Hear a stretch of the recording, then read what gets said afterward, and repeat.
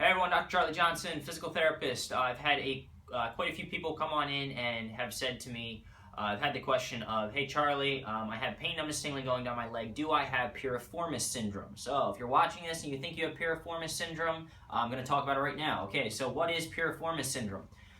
First off, what is the piriformis? So it's like this famous muscle, and it's located right in the buttock. Okay, so it's actually like, I'm going to point to my left piriformis. So you've got those kind of dimples in your lower back. You feel kind of those little bony bumps, okay? And then you feel like the very point of your hip, you have a bony part of the hip there, kind of connected dot between the two, and it's basically kind of right there in the buttock, okay? And it travels right in this orientation, okay? What it does when it contracts is it actually helps me kind of rotate my leg outward to the side, okay? Kind of twist it out. I know you can't see my foot, but it would basically turn my feet out by rotating my hip out, okay? So what we see is that in 85% of cases, this muscle, so the majority of the time this muscle, or the sciatic nerve, the nerve that runs from the back, down the back of the leg, actually goes underneath that muscle, okay?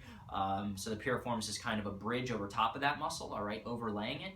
In 15% of cases, the piriformis muscle actually, or the sciatic nerve actually pierces through the piriformis muscle. So you can imagine that if you contract that muscle, right, it's going to send feelings of pain, numbness, tingling down the leg. Or if that muscle is sort of tight, okay, then it can cause some irritation or compression of the nerve as it goes underneath in the majority of cases, okay? So point being is that, so like how do you know now, right, like if you have Piriformis Syndrome? If you have back pain, anything like belt line, okay, or above, or right in the center of your back, okay, and you have this buttock pain, the chances that you have Piriformis Syndrome are very, very low, okay? We're talking the incidence, meaning like how common is it? In people who have leg pain, numbness, or tingling, it's like 6%, okay? It's very low. It might not be an exact number, but we're talking less than 10%. Very small number of people actually have that. Most often, the pain in the butt or going down the leg is coming from the lower back, okay? There are some other things in the area, such as the sacroiliac joint. Maybe you've heard of the SI joint, okay? That can kind of refer pain right to where the piriformis is, okay? And down the leg.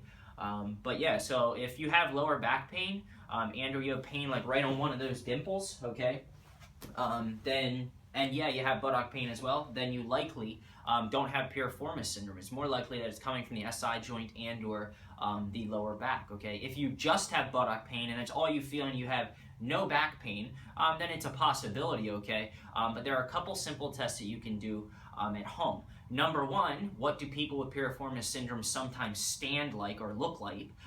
What they actually look like is that they will stand with that one leg rotated outwards, okay? Because if you think about it, right, that muscle in the left buttock, if it's tight, okay, it's going to kind of rotate the leg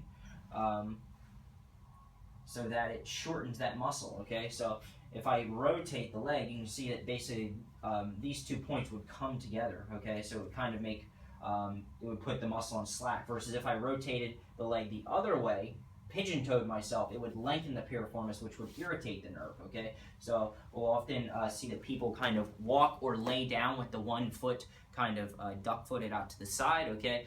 The other thing is there's 2 little tests you can do to kind of help you determine, okay? Although they're not super specific, it's something we use in the clinic, okay? So again, if you don't have back pain, you just have buttock pain, you don't have pain right on that one dimple, then it's possible, I guess. Here's what you would do, okay? So you would lay down, okay? You would kind of go like this. You would flex the hip up, meaning bend the hip up just like at this angle, okay? Just a little bit above mid, almost to about 90 degrees, maybe a little bit less, okay? Then what you're gonna do is you're literally just gonna pick that leg up. And this actually fires that piriformis muscle, okay? So you're just gonna hold it there, okay? Maybe 15, 20 seconds, okay? Let it down.